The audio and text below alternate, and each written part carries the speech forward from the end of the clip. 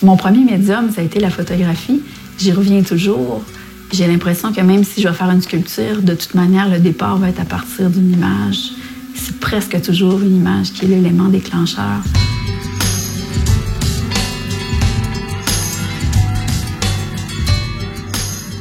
Moi, je travaille avec le participatif, la photographie, les archives. Souvent, mon point de départ, c'est que je sens qu'il y a un blanc dans un archive, qu'il manque quelque chose. Puis c'est ça qui va être ma motivation à essayer de faire un projet ou faire une image. C'est l'impression qu'il en manque une, en fait. C'est le point de départ. Moi, mon père, il collectionnait des cartes postales. Depuis que je suis jeune, il me traînait partout pour ramasser dans des brocantes, des marchés aux puces, des cartes postales. Puis sa collection, c'était spécifique aux Maritimes puis à la Gaspésie. Puis c'est à travers cette expérience-là avec mon père que j'ai trouvé vraiment un intérêt dans l'archive. Puis encore aujourd'hui, quand je travaille, il y a un point de vue qui est anthropologique, qui est sociologique, qui est politique parfois aussi, qui est nourri de cette première collection.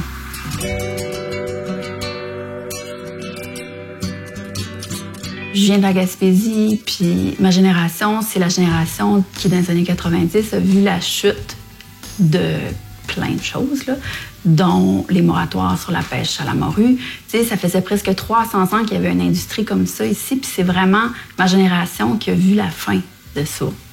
Puis j'ai l'impression que mon travail, à quelque part, c'est comme une archive qui parle de beaucoup de thématiques, en fait, reliées au legs qu'on laisse derrière, en fait. Puis la pêche, tu sais, c'est pas l'histoire de ma famille non plus, mais c'est l'histoire de ma région. Puis un des gros projets que j'ai fait, ça a été un projet sur la disparition des quais.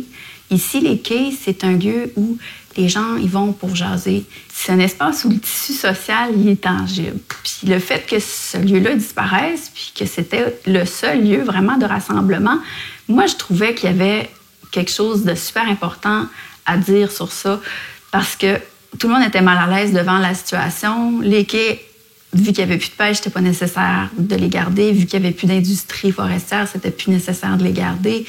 Mais il y avait une fonction sociale. Puis c'est là que j'ai commencé un grand projet pendant plusieurs années, spécifiquement sur les quais. Moi, mon but, c'est pas de ramener le quai, là. Mon but, c'est... Il y a un malaise, puis il y a des non-dits, puis ça donne une voix, en fait, pour exprimer que c'est important pour nous. Le jour où on va regarder en arrière, on va voir cette image-là, on va voir qu'il y a eu quand même une action, qu'on était conscient de ce qu'on faisait. Puis quand j'invite les gens à venir poser dans les photos sur les quais, je leur dis, si c'est important pour vous, ce lieu-là, c'est votre façon de le manifester. T'sais. Ça s'appelait la manifestation pour la mémoire des quais, mais c'était pas nécessairement une manifestation où on ramène le quai, c'était une manifestation, on manifeste que c'est important, c'est tout. Moi, je m'intéresse beaucoup au travail de Pierre Perrault. En fait, ça fait plusieurs années que je travaille sur un archive sur le beluga.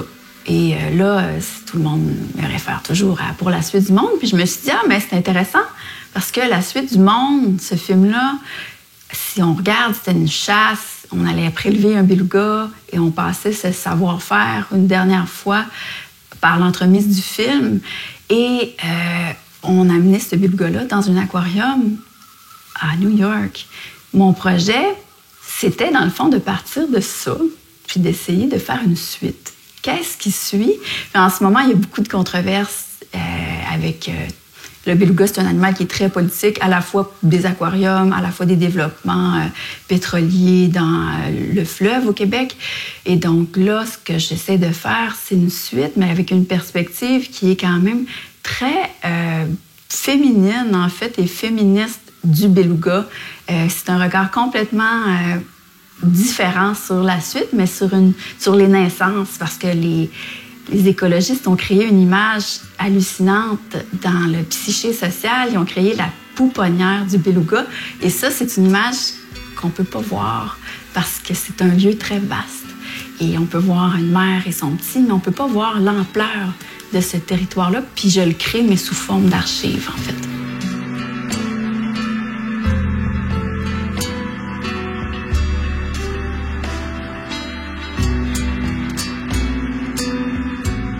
vraiment honorée que c'est le prix Lynn Cohen, parce que Lynn Cohen, c'est quelqu'un qui transmettait vraiment une fascination pour des lieux qui sont extrêmement particuliers, puis ça activait là, l'imaginaire, ces lieux-là, ça activait vraiment des narrations, des théâtres d'action. Puis j'ai l'impression qu'à quelque part, moi aussi, je fais ça à ma manière. C'est des petits théâtres d'action, les actions et les archives que je construis. C'est sur fond d'archives, ça se déploie d'une autre manière, mais il y a vraiment, en fait, un grand honneur à avoir un prix portant le nom de cette photographe.